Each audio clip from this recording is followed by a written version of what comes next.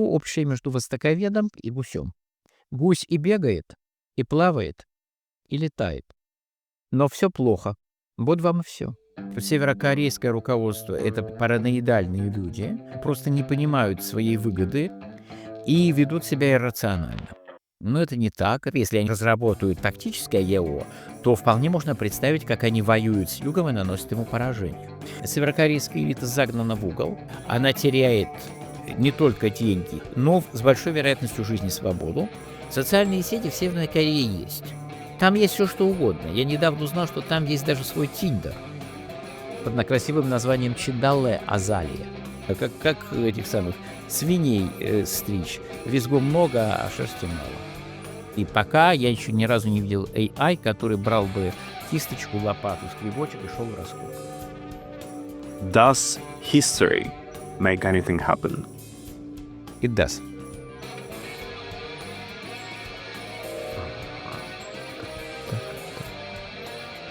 Загремел чудо, гремел, поехал я высокая поэма.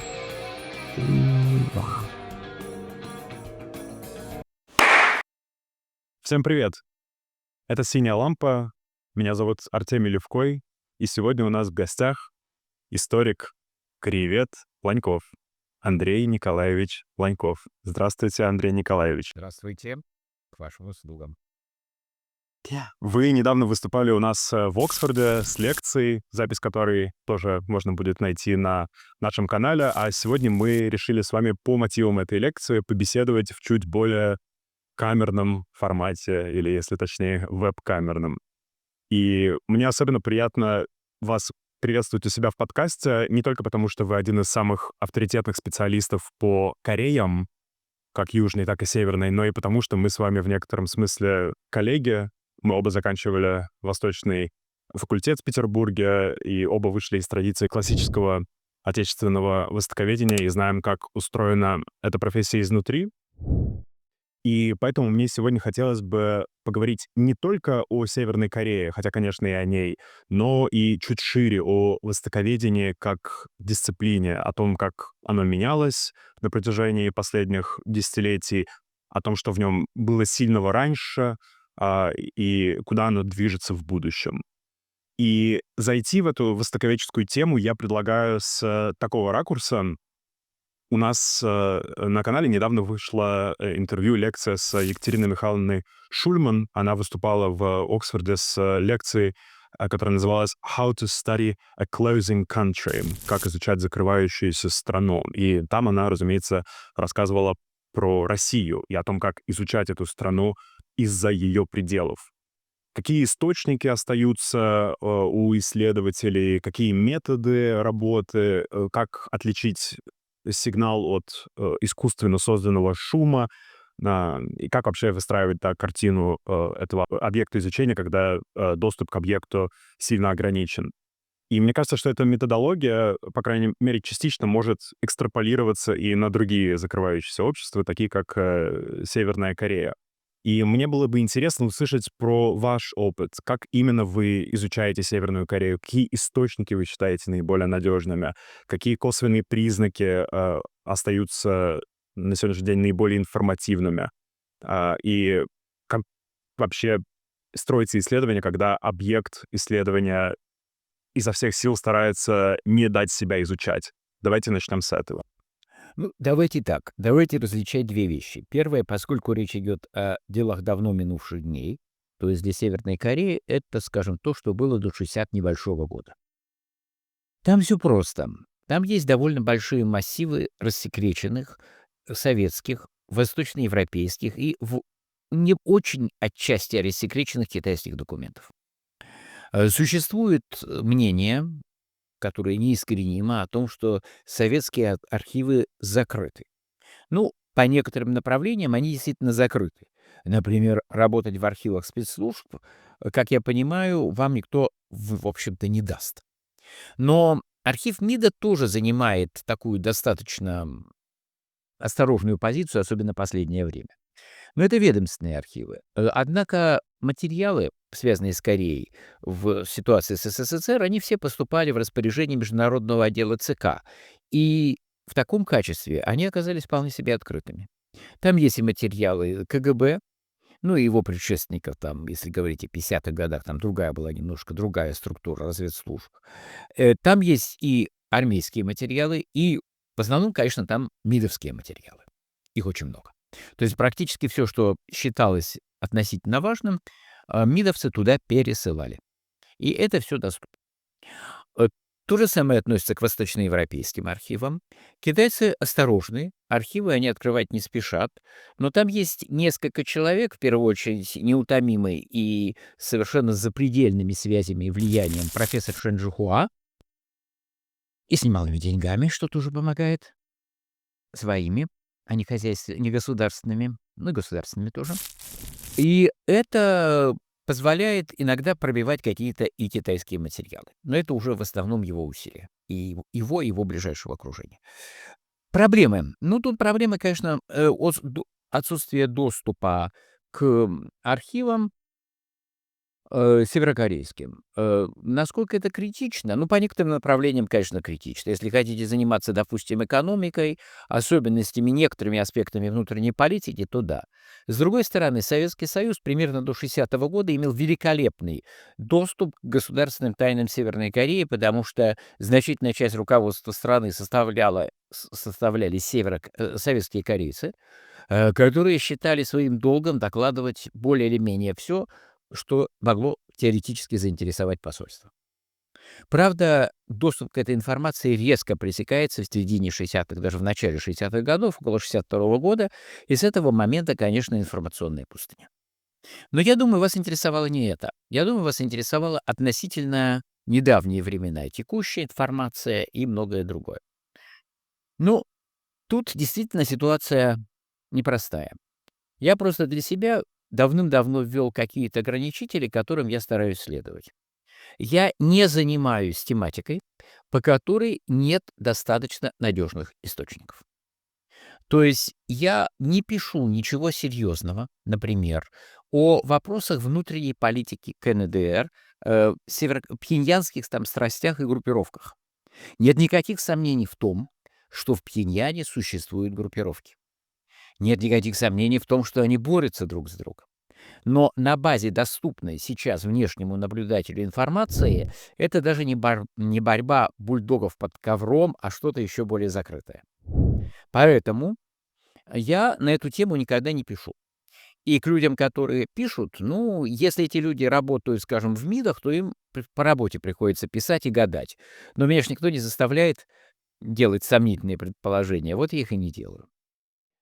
На практике сейчас, если говорить о Северной Корее, до недавнего времени, сейчас ситуация сильно ухудшилась, но на протяжении, скажем так, 25 лет, с начала 90-х годов и примерно до 2020 года, мы имели очень хорошее представление о том, как живут северокорейские низы. То есть было большое количество беженцев, уходивших в Южную Корею, и еще больше уходивших в Китай. Их можно было найти, с ними можно было поговорить. У этого были свои проблемы, сейчас я о них скажу. Но по большому счету представление о том, что ел северокореец, какие вещи были разрешены, какие запрещены, как работал северокорейский рынок, как работала северокорейская столовая, формально государственная, де-факто частная. Все, что связано с повседневной жизнью, культурой и экономикой, это восстанавливалось на раз-два. Более того, э, и многие из этих беженцев доставали документы, включая и закрытые документы. Это, разумеется, не какие-то совсекретные файлы высшего руководства, а самые низовые уровни секретности, но документы, повторяю, которые давали информацию, отсутствующую в обычной печати. В чем там проблема? Проблема главная, что я всегда старался ограничивать свою работу с беженцами не политическими беседами. Потому что политические выводы, их вызывали у меня, ну, скажем так, определенную настороженность. То есть в тех редчайших случаях они были. Когда я мог говорить с северокорейцами, которые, во-первых, были склонны говорить откровенно, такое редко, но бывает, и которые не собирались куда-то уезжать. Я с ними встречался, допустим, в некой третьей стране, третьих странах, а потом они уезжали обратно к себе домой. И они говорили вещи, которые, на мой взгляд, куда более достойны внимания, чем то, что говорят беженцы, которые, во-первых, зачастую стараются сказать то, что, по их мнению, ты хочешь услышать о политике. Ну, там весь народ ненавидит клику Кимов и так далее. Я не говорю, что весь народ обожает мудрого руководителя и солнца нации. Истина, как всегда, где-то посередине. Но в любом случае, такие вот политические вещи, и тем более всяческие политические сплетни. Как вы сами понимаете, не только бывший бригадир полеводов сельского кооператива приграничного, а именно такие люди составляют большинство беженцев, но даже и низовой чиновник какого-то захудалого райкома о страстях и интригах Политбюро, как правило, ничего не знает. А высокопоставленных беженцев их довольно мало, и выйти на них достаточно сложно, и я, в общем, на них особо и не выхожу, и не пытаюсь особо. Есть несколько человек, с которыми я общаюсь, но даже то, что они говорят, я воспринимаю, то, что они говорят о большой политике, я воспринимаю с определенной осторожностью. То есть, на мой взгляд, в последние 25 лет по поводу Северной Кореи можно было хорошо заниматься, скажем так, повседневностью в широком смысле слова. Повседневная пропаганда, повседневная культура, питание, и главное, конечно, экономика, и общественные отношения, и семейные отношения. Все с этим есть довольно большие, так сказать, объемы материалов. А говорить о какой-то высокой политике на основе этих материалов не приходится. Если работа заставляет говорить о политике, меня она не заставляет. Если работа заставляет заниматься гаданиями, то в таком случае, конечно, на помощь приходит кремлинология, возможности которой сейчас с появлением новых компьютерных методов и искусственного интеллекта резко выросли. Это позволяет проводить анализ очень больших объемов данных, с которыми раньше вручную справиться было можно, но занимало это не в сотни, а в тысячи раз больше времени. Недавно один из моих коллег прогнал через искусственный интеллект порядка, ну, там, 100 с лишним номеров литературного журнала, поставив задачу перед искусственным интеллектом выявить то, что этот журнал говорил о проблемах сельскохозяйственного производства. Была составлена справка, да, за 10 минут была составлена справка, которая, в общем, очень хорошо соответствует тому, что нам и так более-менее известно. И человек очень высокой квалификации, таких людей в мире очень мало, составлял бы такую справку пару недель, может, даже побольше. Ну, вот так. То есть в таком случае нужно заниматься криминологией, считать, сколько раз появился генерал Пак, а сколько раз секретарь Ким, на каком месте он там стоял в упоминаниях 3 года назад и стоит сейчас, кого больше людей из ВПК или, скажем, из сельскохозяйственного блока, ответственных за сельское хозяйство, кто из них в больших количествах ездит с вождем на разные объекты и так далее, и так далее, и так далее. Но это требует, подобные вещи дают очень неточные результаты, требуют очень больших затрат времени, денег и ресурсов. Как правило, чтобы провести такие подсчеты, одного человека мало. Из них, ну, повторяю, сейчас это легче стало в связи с появлением технологий компьютерных. И, в общем, если говорить о науке в точном смысле слова, то заниматься этим как-то не очень хочется, потому что, ну, не знаю, как этих самых свиней стричь. Визгу много, а шерсти мало. Да, про искусственный интеллект мы еще поговорим чуть подробнее. В продолжение темы документа оборота и тех данных, которые северокорейское правительство все-таки публикует, да, или какие-то появления официальных лиц на публике. В общем, все эти тени на стене пещеры, по которым мы можем пытаться догадываться, что на самом деле происходит в реальности. Екатерина Михайловна говорила, что в случае России на сегодняшний день это, в общем-то, основной источник информации. Хотя понятно, что эти документы и законотворчество ни в коем случае нельзя воспринимать как истину в последней инстанции. Это скорее рефлексия, отражение каких-то реальных процессов, которые происходят в Кремле. Возможно ли то же самое сказать о официальных документах, которые публикует Пхеньян? Однозначно. Я просто сказал, что в силу того, чем я занимаюсь, я могу себе позволить роскошь в эту проблематику не влезать. Потому что обработка таких материалов, таких документов требует очень больших усилий, занимает очень много времени и дает слишком гадательные результаты. Я максимум, когда что-то пишу, но это пишу какие-то журналистическо-публицистические очерки, какие-то там заметки для газет, журналов. Балуюсь я этим иногда по разным причинам. Но там я, конечно, опираюсь на чужие работы, о чем обычно четко и говорю. Сам я таким не занимаюсь. Но если поставлена задача догадываться о том, как бы, так сказать, предсказывать политическую траекторию, то и ничего лучше официальных заявлений, анализа официальных заявлений нет. Это плохо. Это, ну, все, что вы только что сказали, это именно так и обстоит дело и с Северной Кореей. Если этим заниматься, я-то этим, повторяю, занимаюсь мало. Мгм. Как вы считаете, при изучении социума, политики, других аспектов, жизни в Северной Корее могут ли помочь сравнительные аналогии с той же Россией современной или с Советским Союзом, или, это все в пользу бедных разговора? Советским Союзом и Современной России совершенно однозначно нет. Очень разная природа происходящего. И если говорить о Советском Союзе, ну, там побольше аналогий, конечно, но тоже я бы не стал их переоценивать. Ну да, кое-что похожее есть, правда, кто бы спорил. Но, я бы был до определенной степени осторожен даже по этой части. А современная Россия, как и многие другие, так сказать, ну, так можно там, не знаю, там с Кубой при Кастро сравнивать, если хотите. Совершенно бессмысленное занятие. Очень разные режимы. А уж современная Россия вообще ушла очень далеко от этих всех проблем. Еще один вопрос, такого несколько философического характера. Это скорее про философию науки вообще. Ам, Меняется ли сам объект исследования, когда страна закрывается все сильнее? Сейчас поясню. Не начинаем ли мы в какой-то момент изучать уже не саму страну, но ту проекцию, вот эту самую рефлексию, которую режим позволяет увидеть? И есть ли риск, что исследователь непроизвольно становится соавтором этой проекции, подстраивая вопросы исследовательские под то, что можно наблюдать? Конечно. А я видел в ситуации, когда у людей начинает развиваться такой вот своеобразный стокгольмский синдром. И, кстати, много таких примеров в истории науки, когда люди, занимающиеся закрытыми режимами, плывут за их версией себя. Тем более, что эта версия, она ж не является абсолютной выдумкой. Она отражает какую-то часть реальности, просто очень выборочную. А вот люди за этим часто плывут. Такое тоже бывает довольно часто. И будет случаться. А другой момент, что режиму, скажем, осторожнее, давайте говорить, скажем так, элите правящей, потому что это все оценочно слишком, да.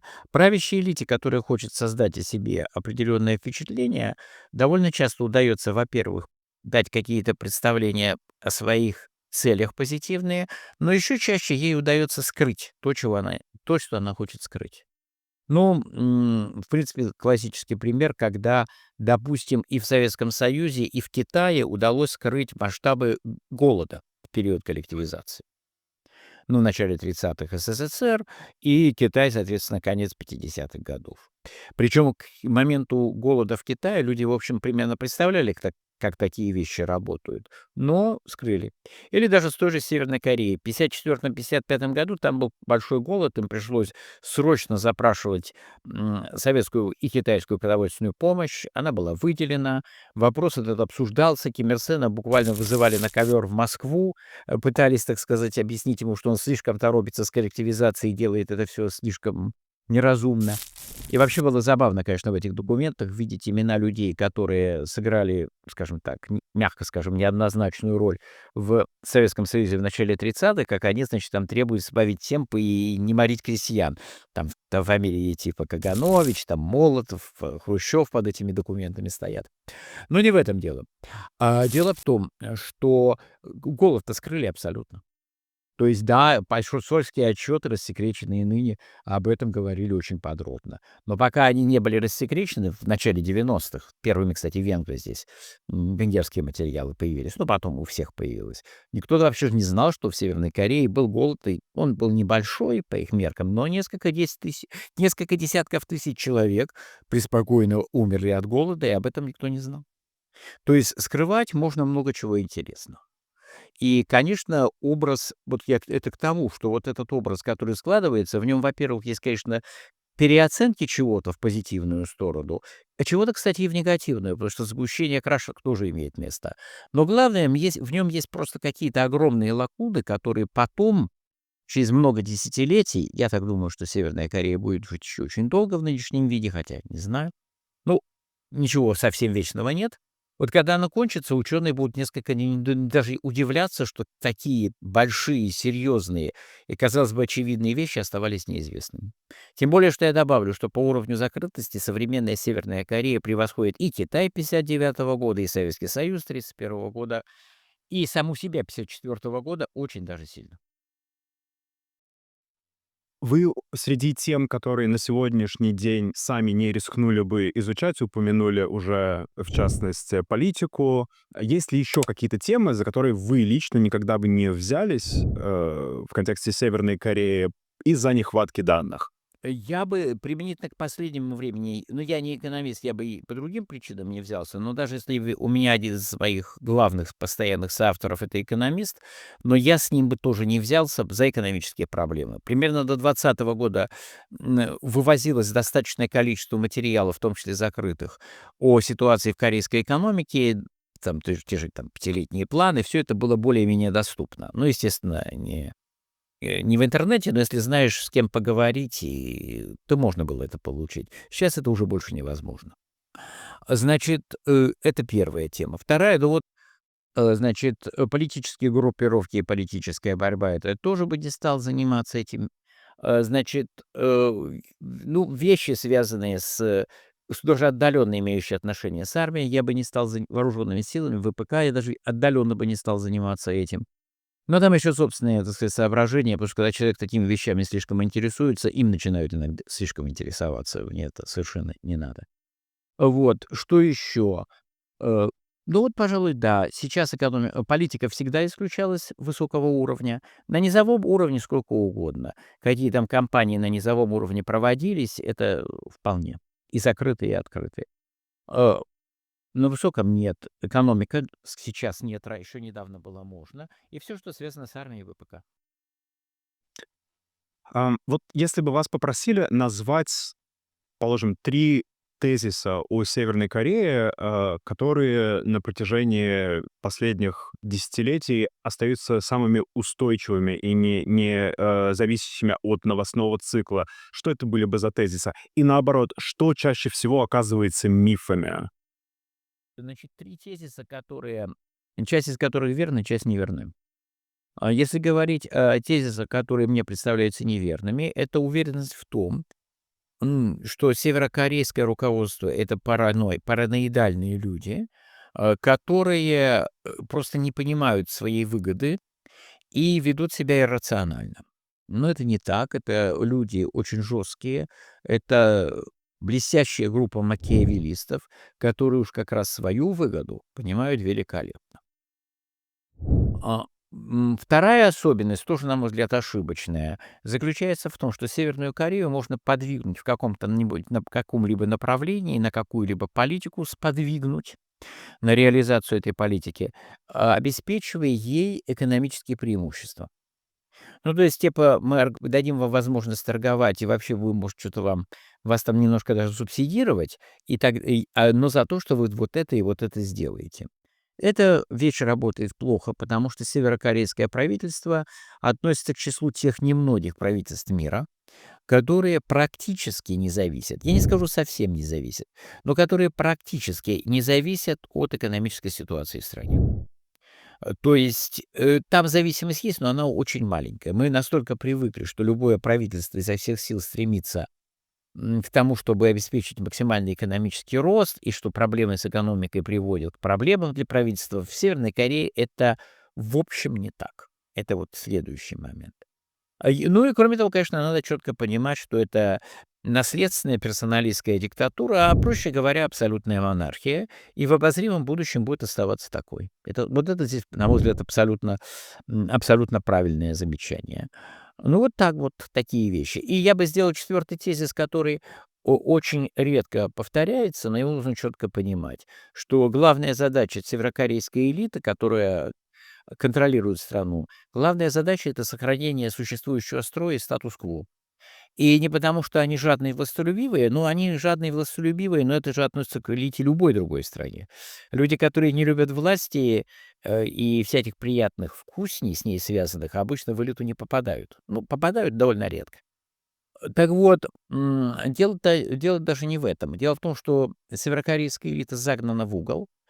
Она понимает, что в случае потери власти она теряет не только деньги и всякие приятные психологические удовольствия, но с большой вероятностью жизни свободу, и ведет себя соответствующим образом. Этот тезис редко проговаривается и редко осознается. Очень многие думают, что им нужно, значит, какие-нибудь красивые условия выставить, там, помочь там развивать экономику, запугать их санкциями, то, сё, пятое, десятое, и они будут делать то, что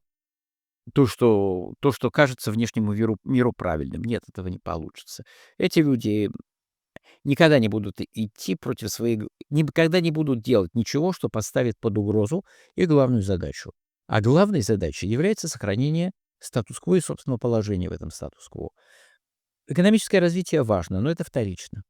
Максимальная независимость от внешних влияний очень важна. Это режим не просто националистический, но очень нацеленный на сохранение собственной независимости. Они очень не любят, когда им приказывает кто-либо внешний. Это искренне не любят. И они даже готовы иногда идти на какие-то риски, чтобы избежать чужого влияния. Но это все равно не на первом месте. Мгм. И теперь я хотел бы перейти к следующему блоку вопросов. Я его условно для себя назвал от япониста к корееведу, кореисту, поскольку Япония — это мой регион. Мне бы хотелось поговорить о регионе Восточной Азии в целом и о том, какую роль Северная Корея в нем играет. Ам, Каково, на ваш взгляд, будущее корейско-японских отношений в сегодняшней ситуации, когда растет китайская угроза экспансии в Тайвань, и чем черт не шутит, далече, и возникает еще неопределенность вокруг будущего американского присутствия в Восточной Азии, потому что Трамп неоднократно уже грозился сократить контингент в Японии. Ну, как я понимаю, вопрос о южнокорейско-японских отношениях. Я могу сказать, тут произошел резкий перелом, которого я совершенно не ожидал. То есть вот 30 лет я занимаюсь Кореей, даже больше, живу в Корее, значительную часть из этих 30 с небольшим лет я большую часть прожил в Корее. И я с самого начала ожидал, что обиды, отчасти искренние, отчасти нагнетаемые историографией, как официальной, так и, скажем так, элитной, так и контрэлитной, обиды в адрес Японии начнут размываться и забываться. Этого не происходило очень долго, а сейчас это начинает происходить. И причины, собственно, две, которые вы только что сами и назвали. Во-первых, у южнокорейской элиты, а отчасти у населения, исчезает уверенность в надежности американского ядерного зонтика. Во-вторых, и в главных, их беспокоит усиление Китая. Китай, который на протяжении многих лет воспринимался как такая милая панда, на которой южнокорейцы очень долго смотрели свысока, и который, конечно, не считали проблемой. Китай быстро превращается в весьма жесткую, весьма сильную в военном плане державу, да еще с гигантской и быстрорастущей экономикой у себя за спиной. Это вызывает беспокойство что в Сеуле, что в Токио, а в политике, как известно, союзы возникают тогда, когда есть против кого дружить. Поэтому я вижу сейчас резкое улучшение японо-южнокорейских отношений. Нынешнее правительство южнокорейское, правительство Ли Чжэ-мёна, это левые, которые исторически на протяжении, десятилетий строили свою политику на, скажем, расчесывании старых ран. Иногда выдуманных, чаще реальных, ран, которые были нанесены японским правлением. И вот сейчас они этого больше не делают. Это очень интересный момент. То есть я думаю, что начинается японо-южнокорейское сближение, направленное, в общем-то, против Китая. Причем, ну, я склонен думать, что оно скорее сейчас оборонительное. Хотя грань между оборонительным и наступательным — это такая штука достаточно условная. И, конечно, важным фактором является потеря интереса со стороны США к региону и ощущение, что американский ядерный зонтик дырявенький. Мгм. Да, интересно в этом контексте еще, насколько южнокорейско-японские отношения зависят от внутренних электоральных циклов. Понятно, что есть вот эта глобальная картинка, которая скорее намекает на сближение двух стран, но, положим, в Японии недавно пришел к власти правая премьер, Премьер. Да. Да. И вот не вполне очевидно, как это может сказаться на тех же сюжетах, связанных с женщинами для утешения, трудовой эксплуатации времен японской колонизации. Как вам кажется? Или это все вторично? То есть, Мне кажется, что нынешнее южнокорейское правительство готово об этих вопросах забыть. Хотя его оно относится именно к той политической силе, к той партии. Партии в Южной Корее постоянно переименовываются, но это именно смена вывесок. И к той партии, которая на протяжении десятилетий активнейшим образом разыгрывала эти карты. понятно. Вы в первую очередь упомянули Китай как фактор сближения Южной Кореи и Японии, но как вы считаете, может ли таким дополнительным фактором послужить КНДР, если мы предположим, что будет происходить дальнейшая милитаризация, накопление ядерного потенциала и так далее? А, Оно будет происходить, куда деваться. И более того, есть некоторые особенности, которые говорят, что Северная Корея готовится к возможному новому раунду Корейской войны в некой очень отдаленной перспективе. Я говорю в первую очередь о работах по созданию тактического ядерного оружия, которые, в общем, с чисто оборонительной точки зрения не нужны. Имеющийся у Северной Кореи сейчас ядерный потенциал вполне достаточен для сдерживания любого мыслимого противника, включая США. А работы над тактическим ядерным оружием, которое может использоваться на поле боя, вызывают некоторое напряжение в Сеуле, потому что если у северокорейских вооруженных сил на вооружении появится большое количество тактических ядерных зарядов, то есть ядерных зарядов малой мощности, то это, в общем, нейтрализует превосходство, заметное до недавнего времени превосходство южнокорейской армии в обычных вооружениях. То есть, поскольку нынешние ядерные заряды северокорейских нельзя применять реально на поле боя, они слишком для этого мощные и грубые. А в принципе, если они разработают тактическое ЕО, то вполне можно представить, как они воюют с югом и наносят ему поражение. Более того, не совсем понятно, для чего еще им нужно работать над тактическим ядерным оружием. Но это дальние перспективы. Причем перспективы, которые, скорее всего, не реализуются. Мало иметь военно-техническую возможность, нужно иметь соответствующие политические условия и политическую решимость.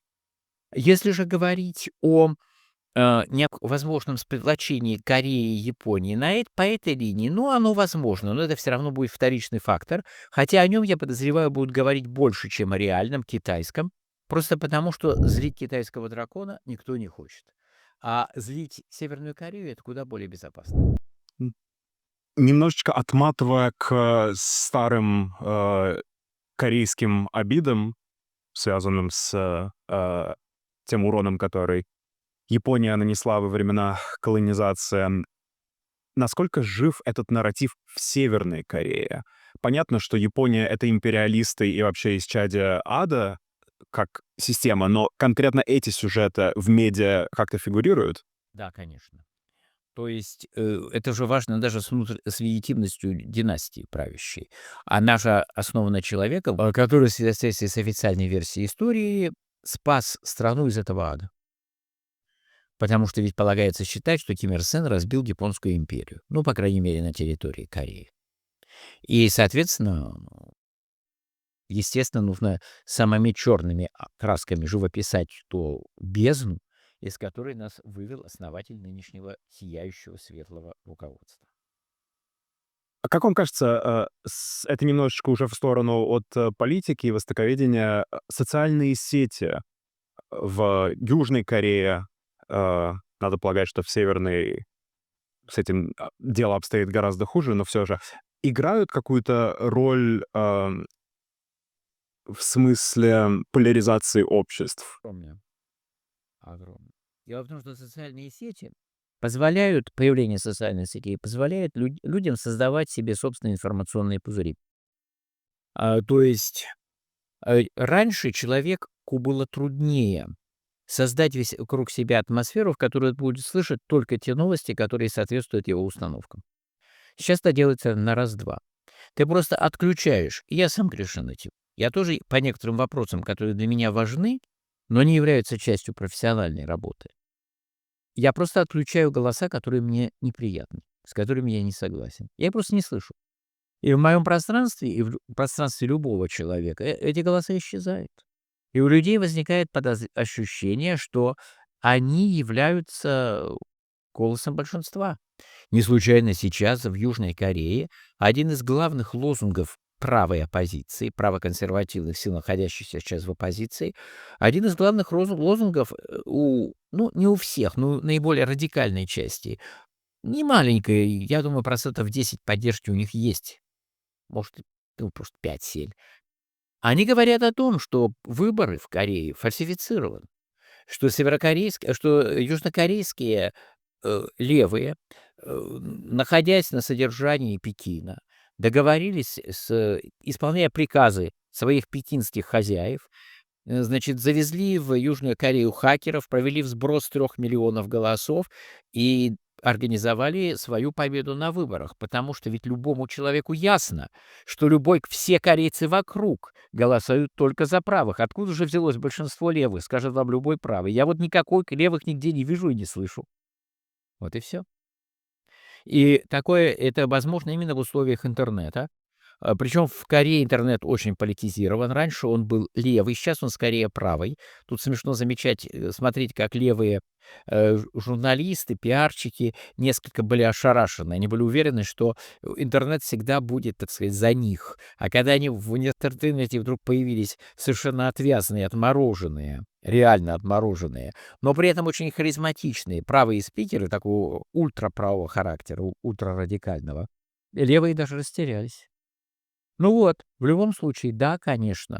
И это не только в Корее, это, естественно, это все общая мировая проблема. Вот это вот поляризация политической жизни. Человек просто не слышит голосов и не узнает фактов, которые могут противоречить его представлениям о жизни. А когда, так сказать, к тому времени, когда он может до них, эти факты до него доходят, у него уже сформировалось свое мнение, и пересматривать его, ну, скажем так, мало кто будет. Не секрет, что в Северной Корее доступ к интернету ограничен самым жестким образом. Сказали бы вы, что там есть эта проблема тоже, то есть социальные сети формируют какой-то политический нарратив? И возвращаемся к первым разговорам, а я не знаю. Социальные сети в Северной Корее есть. Значит, оценка для 2022 года, что примерно 15-16% населения Северной Кореи — это пользователи их внутренней сети интранет. Там есть все что угодно. Я недавно узнал, что там есть даже свой Тиндер под красивым названием Чиндале Азалия, цветок азалии. Но при всем при этом, доступа систематического к этим материалам ни у кого нет. То есть я не исключаю, что какая-нибудь разведка, которой это, во-первых, нужно, у которой есть еще люди и ресурсы, чтобы с этим работать, что-то такое перехватывает, ну так по этому поводу советую там обращаться там в Лэнгли, в Ясенево, еще куда-то. Я не помню, где у китайцев, хотя если кто-то делает, я полагаю, что, скорее всего, китайцы делают. Я просто не знаю их адреса. Ну, найти легко. Значит, соответственно, вот к ним, пожалуйста. Я вообще этого интранета видел пару раз, через плечо экран, подключенный к нему у компьютера, и все. Мгм. А какой-нибудь аналог "Инстаграма", "Фейсбука"? И все это есть. Есть социальные сети, есть файлообменники, есть сайты СМИ, есть сайты у предприятий и учреждений, учебных заведений, есть, сайты для студентов. Это все есть. Все как у больших, но только полностью отрезано, физически отрезано от внешнего мира и от большого интернета. Очень интересно. Могу легко представить, как, достаточно агрессивная политическая, риторика Пхеньяна только усиливается в социальных сетях, под воздействием этого пузыря информационного. А я не знаю. Я рос в Советском Союзе. Я могу сказать, что если в Советском Союзе в 80-е годы появился интернет, то результат, я бы ожидал бы куда более совершенно противоположный. Там бы, так сказать, полностью доминировали, по крайней мере, поначалу, противоправительственные либералы, ну, противоправительственные силы. Большей частью либералы, националисты тоже были бы. Но я как раз думаю, что если б такое произошло в СССР в конце 80-х, то результат был бы противоположным. Но не знаю, повторяю, я не хочу говорить о том, чего я не знаю. И кроме того, надо помнить все-таки об одной интересной вещи.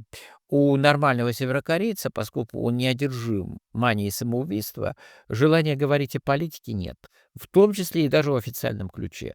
Потому что сегодня это официальный ключ, а завтра будет ли это официальным? Вот сегодня положено, значит, ругать вот этих, а завтра? Сегодня этих хвалить положено, а завтра? Самое разумное вообще не лезть туда. Это нормальная, здоровая позиция большинства. Вот и все. Люди вообще куда менее политизированы, особенно когда политизация опасна, чем мы думаем. И переходя к последнему блоку нашей сегодняшней беседы, я бы хотел обсудить с вами востоковедение как, дисциплину. Мы видим, как в востоковедении усиливается специализация. Мы с вами это обсуждали, чуть ранее. Сегодня трудно себе представить кореиста или япониста старого энциклопедического типа, который одинаково свободно чувствовал бы себя и в вопросах истории, и литературы, и языка, и политики. А еще лет 50 назад в и отечественной школе востоковедения, и в, например, европейской такие ученые были. В чем вы видите причины этого нового тренда? Причин несколько. Значит, во-первых, надо помнить, что этот энциклопедизм, к которому я и сам, честно говоря, для себя стремлюсь, есть такое дело, но я по этому поводу всегда вспоминаю старую шутку 80-х, начала 80-х годов, когда я только поступил на Востфак, что общее между востоковедом, имеется в виду именно востоковед того типа, о котором вы сказали, и гусем. Как известно, гусь и бегает, и плавает, и летает, но все плохо. Вот вам и все. То есть это старая-старая шутка полувековой почти давности. Именно на эту тему. То есть, проблема в том, что широкая энциклопедичность, как правило, возможны варианты, как правило, ведет к снижению твоей узкой профессиональной компетентности. Чем это вызвано? Ну, тут вызвано это целым рядом вещей. Первое и главное, классическое востоковедение было тесно связано с политическими и коммерческими задачами. Оно появляется тогда, когда западные страны начинают активно проникать уходить за пределы Европы. Если вы хотите делать политически окрашенные заявления, вы можете сказать, что классическое востоковедение было инструментом колониализма. Но можно вспомнить, что в это время в Японии, например, существует такая замечательная дисциплина, как рангаку, которая является абсолютным востоковедением, только вывернутым наоборот. Это комплексное изучение Европы. При том, что Япония, ну, изначально Голландия, название РАМ, да, потому что это название Голландии, но голландоведение, но фактически это европоведение, западноведение. Потому что, и понятно, что Япония вовсе не собиралась устраивать колониальные вторжения в Европу, но просто она находилась в той ситуации, когда ей нужно было понять, что происходит в мире, в котором все больше доминировала Европа, сначала как источник важных технологий и жизненно важных знаний, а потом уже и как политический гегемон. Так что здесь все не то, что это только, так сказать, слуги империализма, хотя они таковыми были востоковеды во многом, но это еще и, сказать, они обеспечивали комплексное, сказать, знания, необходимые для работы политической, военной и, в первую очередь, кстати, о чем мы часто забываем, коммерческой. И именно под это их готовили. Что случилось дальше? Дальше случилось несколько интересных моментов. Значит, во-первых, начинает появляться большое количество людей, выходцев из соответствующих культур. Это начинается где-то начинается в начале 20 века. Массовые масштабы приобретают где-то в середине, второй его половине. В большинстве развитых стран, которые по-прежнему заинтересованы в торговле и взаимодействии с глобальным югом, причем взаимодействие неравноправном, это опять никого не ругаю, потому что если ситуация была зеркальной, было бы абсолютно то же самое. Так вот, у них появляется большое количество выходцев из соответствующих государств. То есть тебе уже и раньше, конечно, было активное взаимодействие с условными там китайцами и малайцами, но сейчас ты вполне можешь взять специалиста вот по внешней торговле, выходца из Малайзии, условно говоря, или из Китая, который хорошо знает язык, который, в общем, владеет базовым культурным кодом и который, с твоей точки зрения, достаточно адекватен и надежен. Такие люди есть в распоряжении очень многих стран, особенно стран, которые традиционно ведут активную, у которых есть большие мигрантские общины.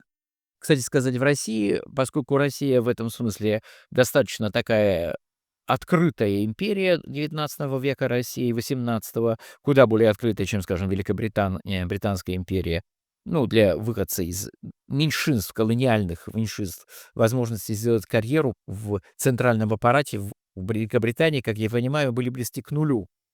А в Российской империи они были весьма большие. Не только в Российской империи, у португальцев что-то похожее было, еще кое-где. А в советской еще лучше. В советской и в современной России. Этим, кстати, можно гордиться. Именно так благодаря этому Россия, она аж до Камчатки включительно. Это один из факторов. Но при всем при этом все-таки такие силы сейчас появились и у других стран. Поэтому потребность несколько снижается. Второй момент– это идея политкорректности. Тут можно вспомнить советский период. Дело в том, что в востоковедении есть нечто глубоко неполиткорректное.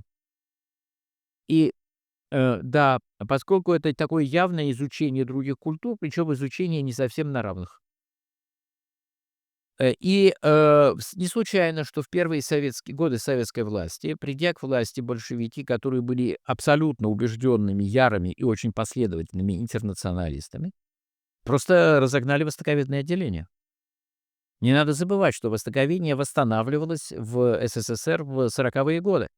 Восток в 1944 году восстановлен и так далее. Именно потому, что поначалу решили, что это нам не нужно. Это все, да, слуги колониальной политики, и вообще мы таким образом как бы делаем принципиальную разницу между историей, допустим, Китая или, скажем, Вьетнама с одной стороны, и историей Бельгии и Англии с другой. А разницы нет и быть не может. И думать иначе– это расизм, колониализм, шовинизм и так далее. Это все кончилось неудачей, правда, потому что, в том числе и потому, что когда ты действуешь за пределами твоей привычной культурной сферы, тебе нужно знать очень много вещей, которые в случае с Бельгией или Англией тебе просто приходят в голову автоматически. Ты выучил это, читая какие-нибудь книжки еще там в 5 классе средней школы. А вот базовые какие-то вещи, общий фон нужно знать. Культурно он отличается от привычного. Поэтому в Советском Союзе восстановили все-таки востоковедение. Плюс к тому еще такой момент, что все-таки вот этот резерв надежных мигрантов, он в Советском Союзе, я уже говорил, был, в России он был даже побольше, чем в большинстве других европейских стран, но все-таки он касался далеко не всех регионов, и нужно было, значит, готовить своих людей для того, чтобы они там что-то торговали, продвигали там российские, советские, то есть интересы, ну, потом и российские и так далее. Ну, вот эти две вещи, то есть, значит, некая идеологическая подозрительность в сочетании с появлением достаточно надежной замены. Ну, не совсем надежной, тут есть другая беда. Когда я вижу, например, когда я гляжу на западное востоковедение, ну, в широком смысле, это уже не востоковедение, а история того, география, ну, географией мало занимаются там, антропология всего, я вижу очень интересную и довольно неприятную особенность. Кадры, набранные из, условно говоря, жителей далеких мест, обладают привычкой затягивать, тянуть в свою, так сказать, исследовательскую жизнь повестки, проблемы, конфликты, споры изучаемых стран. И это очень часто я вот, ну вот даже вот пока, вот возвращаясь к недавнему разговору, я очень часто видел, как американские коридоры американских университетов или, скорее, страницы американских академических журналов становятся местом выяснения отношений между, скажем, японскими учеными корейского, японского и китайского происхождения. Причем чем дальше, тем чаще это будет происходить. Потому что общая линия сейчас, ну, может, она сейчас изменится, но в целом эта линия на то, что люди с соответствующим этническим происхождением, люди, выходцы из изучаемых стран, они будут занимать все большее и большее место в изучении этих стран. И это, в общем, хорошо, но есть все-таки старое замечание о том, что рыбе иногда бывает трудно быть ихтиологом. Есть крайний вариант, что рыбе нельзя быть ихтиологом, я так не думаю, можно. Но при всем при этом надо помнить, что у нее все-таки свои перекосы. И это довольно большая проблема. Кроме этого, если говорить о совсем крупных западных странах, типа тех же США, помимо опоры на собственные мигрантские кадры из числа иммигрантов, они очень часто рассчитывают на то, что они говорят на универсальном мировом языке, то есть английском, и они всегда могут найти в случае необходимости консультантов в изучаемых странах. Приехал ты продавать холодильники, условно говоря, в Папуа-Новую Гвинею, и даже если у тебя нет этого самого молодого новогвинейца, выпускника какого-нибудь соответствующего коммерческого отделения университета штата Небраска, то ты, в принципе, даже там, вот прямо там, в Порт-Морсби, можешь найти кого-то, кто относительно сносно говорит по-корейски, по-корейски, естественно, по-английски, и более-менее это все умеет делать. Вот такие вещи. Мне, конечно, жалею несколько об упадке классического востоковедения. Во-первых, потому что это очень интересно, во-вторых, что очень полезно, потому что для людей, относящихся к другим культурам, в том числе к европейской, понять специфику этих стран бывает достаточно сложно. И я часто очень вижу и сам даже сталкиваюсь, иногда даже сам вот борюсь со своими постоянным соавтором, который, например, всегда стремится доказать, что в своих текстах, что Северная Корея — это всего лишь еще одна бедная авторитарная диктатура, бедная авторитарная страна, и никакой там особой специфики нет. И вообще, ну вот все как какой-нибудь, не знаю, Гвинея-Бисау. Мгм. Увязывая этот разговор с разговором о политике Восточной Азии, я бы хотел немножечко затронуть тему дипломатии.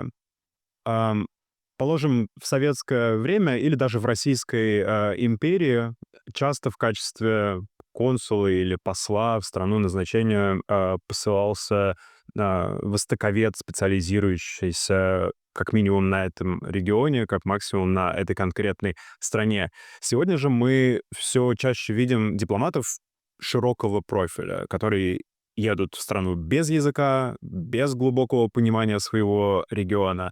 Как вам кажется, может ли это сказываться на качестве дипломатии и, как следствие, международной политики? Ну, знаете, Артемий, я вот не уверен, что вы правы в одном смысле.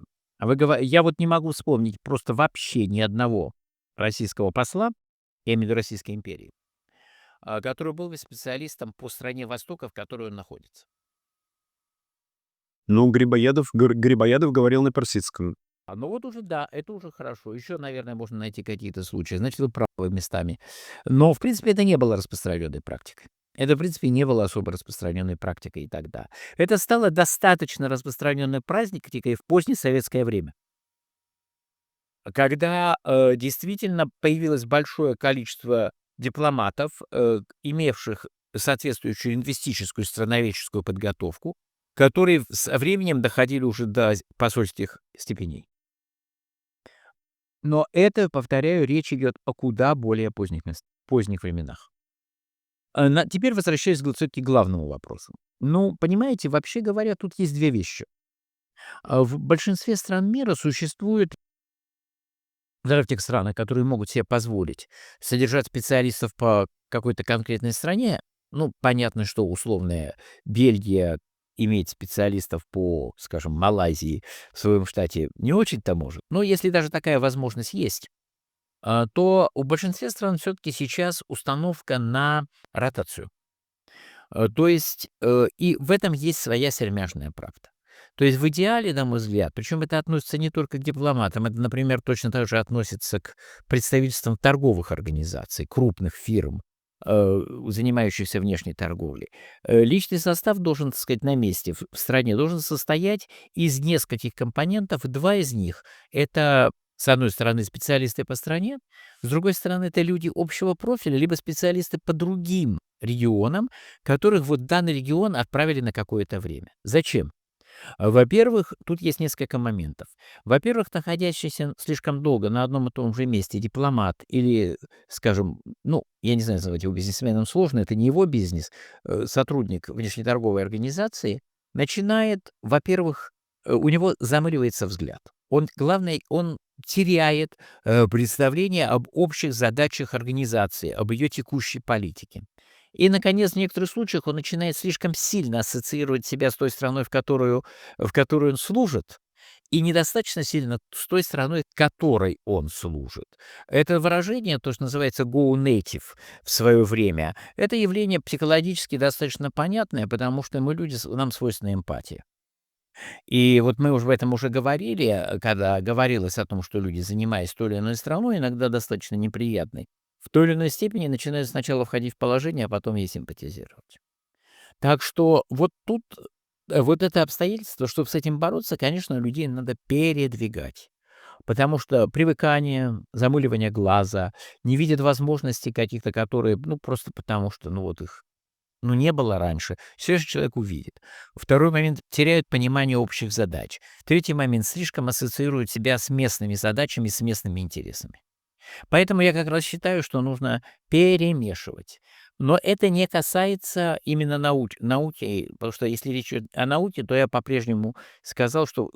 бы сказал, что вот этот вот переход к дисциплинарному подходу, он может быть и понятен, я его объяснял, но мне он кажется не совсем верным, и я бы по-прежнему все-таки любого там историка или экономиста, занимающегося той или иной страной Востока, все-таки я бы его по возможности начинял бы и знаниями по общей культуре этой страны. Не могу в этой связи не спросить вас на полях, чувствуете ли вы, что продолжительное изучение Северной Кореи в вас выработало такое эмпатия к северным корейцам и, может быть, немножечко предвзятый взгляд на эту страну? Трудно сказать снаружи, для этого нужны посторонние наблюдатели. Я думаю, немножко есть. Потому что чем дальше я понимаю, я просто вижу, что, сказать, чем дольше я занимаюсь, тем больше я вижу логику в их действиях. Другое дело, что это логика немногочисленной достаточно элиты, а идет ли она на пользу простому народу — это сложный вопрос. Мне обычно кажется, что не идет, хотя и там есть всякие хитрые примечания. И последний вопрос на сегодня. Мы видим, что с появлением цифровых инструментов, таких как нейросети, исследователь может охватывать гораздо более широкий круг материалов и методов. Вы ранее сегодня это упоминали. Мы видим, как гуманитарий может буквально там за несколько дней составить себе достаточно солидное представление о, положим, молекулярной биологии или каких-то других областях ему малоизвестных. Как вы считаете, может ли AI в каком-то смысле качнуть вот этот маятник специализации в другую сторону, обратно? И возможно ли, что у нас появится вновь этот ученый ренессансного типа, энциклопедист, благодаря AI? Или же человек все равно будет оставаться важным с точки зрения добывания первичных источников знания? Ну, то, что он будет очень еще долго оставаться важным в деле добывания первичных источников, это очевидно. AI при всей своей мощи работает только с тем, что уже найдено, изучено, описано и оцифровано. И пока я еще ни разу не видел AI, который брал бы кисточку, лопату, скребочек и шел раскоп. Так что это первое. А если же говорить о более широком смысле, знаете, я могу сказать честно, а я не знаю. У меня ощущение, что начинается революция, которая по последствиям будет сравнима с промышленной революцией. Изобретение паровой машины, которое полностью изменило устройство мировой экономики. Причем тогда устройство мировой экономики менялось около полувека. Сейчас это изменится, видимо, за 10, 15, 20 лет. Но в какую сторону? Ну, я не знаю. Я не знаю. Я не рискну фантазировать, потому что появление искусственного интеллекта, ну, сколько мы живем с ним? 2 лет еще, по сути, не прошло. Не знаю. Приведет ли это к восстановлению специализации, к появлению, наоборот, к расширению или к исчезновению целого ряда специальностей? Ну, например, та же журналистика, она сейчас находится под серьезной угрозой, потому что тут статьи на основании имеющихся информации, имеющихся новостей, и пишет довольно хорошо, такие проходные статьи, несерьезные и так далее. Ну, посмотрим. Я просто не готов ответить, я не знаю. Начинается революция, как любая революция, она непредсказуема. А у нас тем временем розыгрыш. Сегодня на кону книжка Андрея Николаевича «The Real North Korea», которая была издана издательством Оксфордского университета, Oxford University Press в 2013 году. Это замечательное исследование, которое даже за эти 13 лет не утратило своей актуальности. Могу сказать это как человек, который с большим удовольствием с книжкой ознакомился.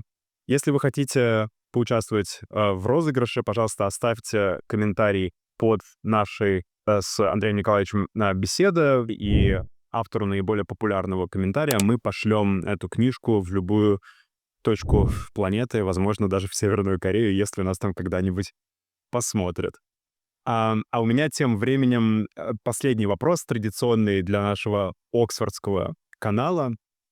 Этот вопрос перефразирует известную сентенцию одного из так называемых оксфордских мальчиков, а именно поэта Уистона Хью Одена, который в 1939 году написал знаменитое стихотворение памяти Йейтса. И в этом стихотворении есть печально известная строка «Poetry makes nothing happen». Поэзия ничего не причиняет. В переводе Льва Лосева это была такая ламентация Одена по поводу надвигающейся неизбежно войны, которую ни он, ни его поэзия предотвратить не могут. Does history make anything happen? It does. Она причиняет или не причиняет. Я, например, могу сказать, вот в свое время, когда я жил в 80-е и 90-е годы в России, распад СССР прошел очень с малой кровью. Потом начались проблемы, но они начались позже. И я сильно подозреваю, что одной из причин была память о кровавом 20 веке. Люди были просто очень осторожны. Люди побаивались. Да, где-то это все срывалось, там Таджикистан и так далее, но в целом все прошло достаточно мало, с достаточно малой кровью. Память о боевых бедствиях. Не исключено, что вот сейчас мы опять оказались в ситуации, когда войны стали довольно обычным явлением. И, на мой взгляд, одна из причин заключается в том, что люди, включая пожилых людей, которые составляют большинство элит, это люди, которые не имеют никакого опыта больших войн. Пока опыт Второй мировой войны давлел над человечеством, серьезные дяди в серьезных кабинетах искренне сделали все, чтобы не было большой войны. Руками подставных режимов, подставных лиц они воевали, не без этого. Мелкие конфликты происходили. Ну, для тех стран, где они случались, они не были мелкими. Но большие серьезные игроки боялись создавать угрозу друг другу, потому что все помнили, да, конечно, ядерный фактор тоже важен, но все помнили угрозу Второй мировой войны. То есть вот, по крайней мере, такая негативная память о пережитых испытаниях и потрясениях, оно на какое-то время заставляет людей быть осторожнее. Она не вечна, она не вечна. Но вот это первое, на что бы я обратил внимание, это то, что ль определенная осторожность по результатам былых исторических катастроф. Это первый момент, я бы сказал. М, Если говорить еще об истории, то есть, наверное, много других мелких деталей. Ну, например, понимание важности и значимости экономического развития, которое далеко не было очевидным еще в XIX веке, но стало совершенно очевидным в XX веке и XXI. Еще что-то можно найти. Нет, история кое-чему учит. Спасибо. Это был Андрей Николаевич Ланьков. Спасибо вам большое за лекцию и за сегодняшнее интервью. И мы желаем вам успехов в ваших исследованиях. И надеюсь, до скорых встреч.